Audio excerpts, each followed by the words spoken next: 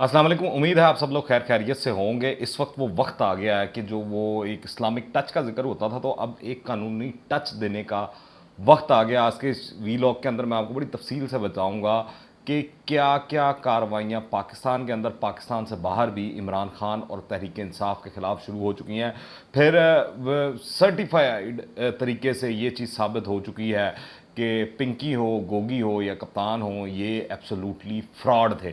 फिर शहबाज गिल, फवाद चौधरी और शेख रशीद क्यों आजकल औकात से बाहर होते जा रहे हैं, ये भी मैं आपको इस वीलॉग के अंदर बताऊंगा।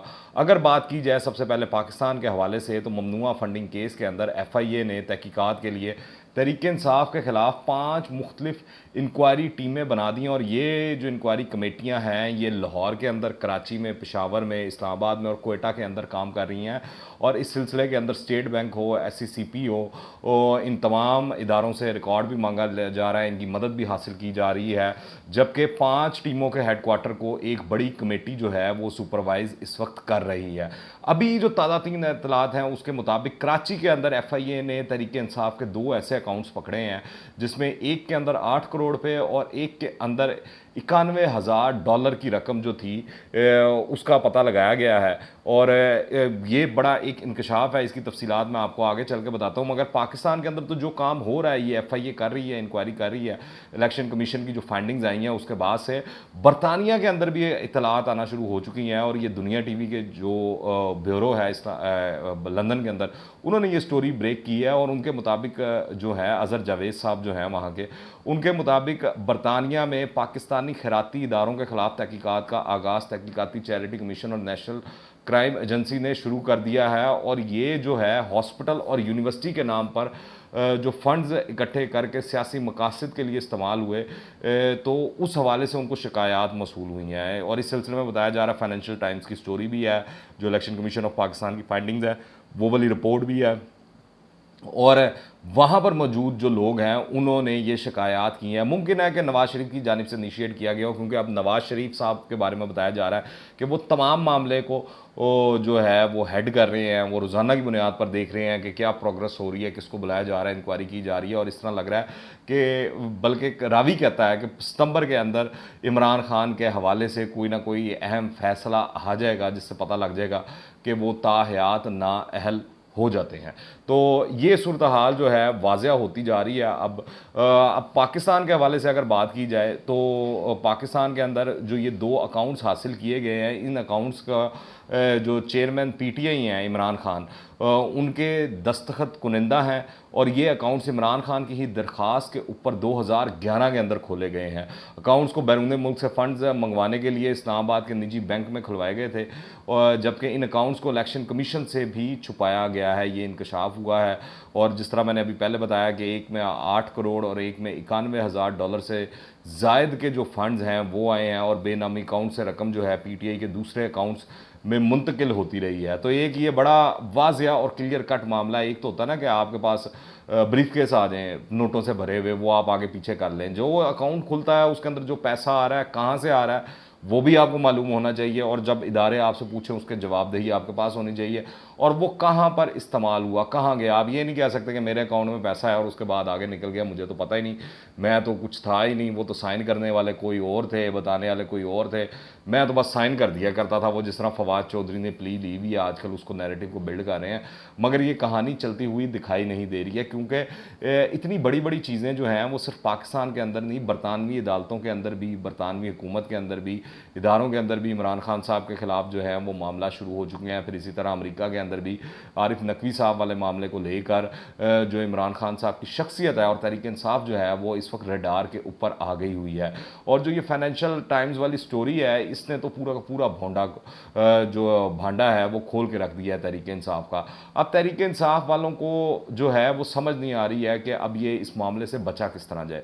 अब वो इस तमाम मामले को, सिनेरियो को पोलिटिसाइज़ करने की कोशिश कर रहे हैं। और इस मामले के अंदर आप वो शीरी मज़ारी हों, वो चाहे उनके अपने वज़ीर जो हैं अमरीकी सफ़ीरों से मिल रहे हों, मगर वो पाकिस्तानी फ़ौज को या इदारों को उस तरह मलाइन करने के लिए वो गलत ट्वीट्स वगैरह कर रही हैं, जिसके ऊपर उनको खूब लान तान किया जा रहा है सोशल मीडिया पर। फिर दूसरी जानिब आप शेख रशीद देख लें, फवाद चौधरी ले लें या शहबाज गिल ले लें, वो इस तरह का नैरेटिव बिल्ड करने की कोशिश कर रहे हैं कि सियासत को इतना उछाला जाए और इतनी गर्द उठाई जाए कि ये तमाम चीज़ें बैठ जाएँ और इसके अंदर से उनको रास्ता निकल जाए और ये तमाम गिरफ्त से वो बच जाएँ, जो कि इतना आसान दिखाई नहीं देता। जिस तरह इदारे एक्टिव हो गए हैं, ख़ासतौर पर पाकिस्तान के अंदर FIA और बैरून ममालिक के अंदर जो दूसरे इदारे हैं एक्टिव हुए हुए हैं, इमरान खान साहब का बचना जो है वो नामुमकिन दिखाई देता है।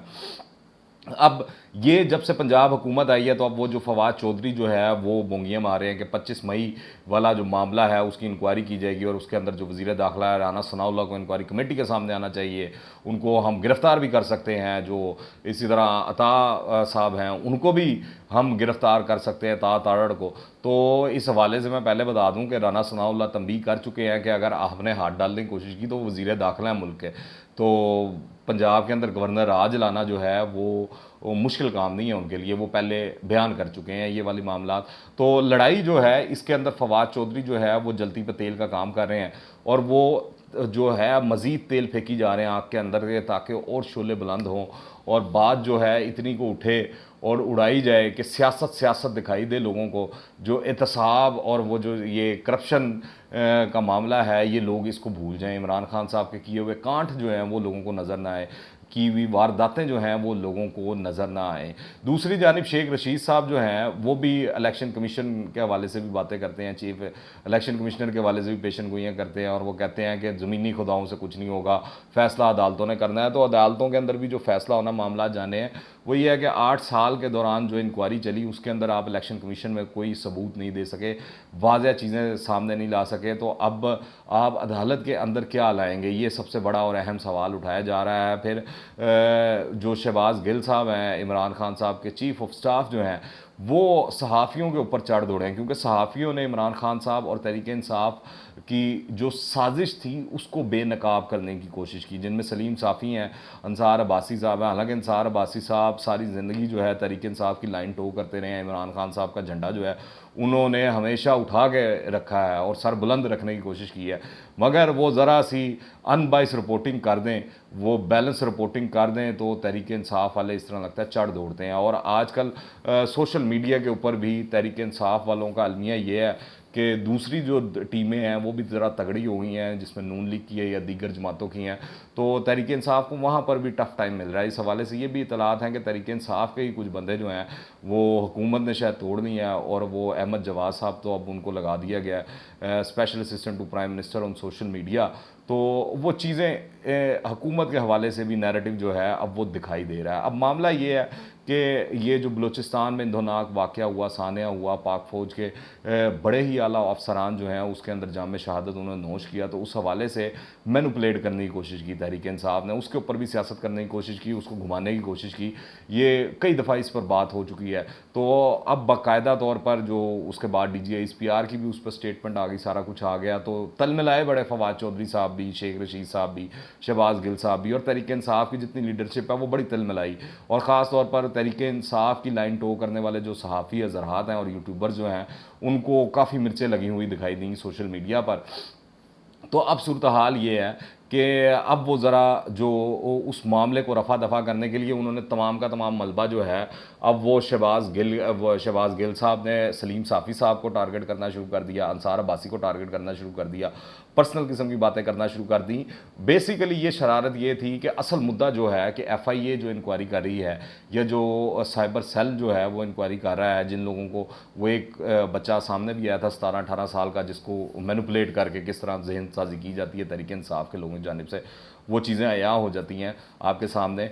तो अब वो जब हाथ डालेंगे तो बड़े पक्के हाथ डालेंगे, उसके अंदर फिर बड़े बड़े लोगों के नाम आएंगे, उसके अंदर फिर ये डॉक्टर असलान खालिद से लेकर अज़हर मिशवानी और फवाद चौधरी और जो जो लोग इनकी डोरियां हिला रहे हैं, ख़ासतौर पर शहबाज गिल साहब, इन सब के ऊपर हाथ डाला जा सकता है। तो अब यहाँ से चीखें निकल रही हैं, इधर से भी ये भी कोशिश कर रहे हैं कि जो है इस तरह की बातें की जाए ताकि इस मामले को दूसरी तरफ डाइवर्ट कर दिया जाए, दूसरी तरफ ले जाया जाए, ज़ाती लड़ाई झगड़े की तरफ ले जाया जाए, पर ऐसा होता हुआ दिखाई नहीं देता। अब ये शेख रशीद साहब हों, फवाद चौधरी हों या शहबाज गिल हों, ये अपनी आखिरी कोशिशें कर रहे हैं और तहरीक इंसाफ और इमरान खान साहब की ये जो कुछ भी चल रहा है ये आखिरी उम्मीदें हैं। अब वो 13 अगस्त को जो उन्होंने इस्लामाबाद पर चढ़ाई करने का ऐलान कर रखा है कि वो जाएंगे, बहुत बड़ा जलसा करेंगे और उसके बाद 14 अगस्त को आज़ादी मनाएंगे और बड़े अहम ऐलान मुतवक्के हैं। वो अहम ऐलान यही है कि इलेक्शन कमिश्नर को बदला जाए, जो है अदालतें फ्री एंड फेयर हों, ये जो